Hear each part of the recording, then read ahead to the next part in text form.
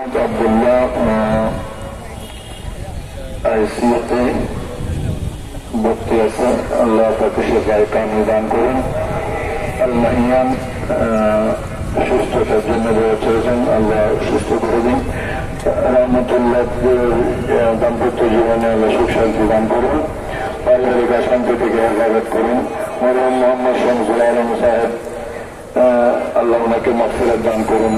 মোহাম্মদ আব্দুল করিম অসুস্থ, আল্লাহ শিফা দান করুন। রমিন সাহেব মালিহা অসুস্থ, আল্লাহ পাক শিফা দান করুন।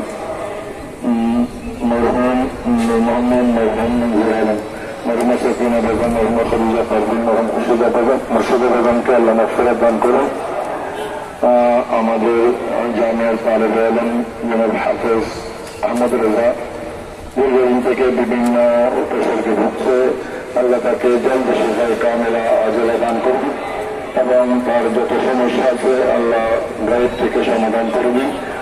সালমা রেজলিন, ওনার সম্পর্কের জন্য কথাবার্তা হচ্ছে, আল্লাহ পাক কামিয়াব করুন। মোহাম্মদ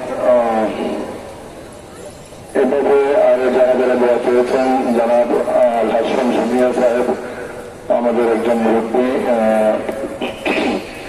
মেহেদুর পাশা, উনি আমাদের সাথে আল্লাহর ঘরে ব্যাপারী ছিলেন। দোয়া করবেন। আজকে ওনাকে নিয়ে বেশ কয়েকটা হাসপাতাল পরিবর্তন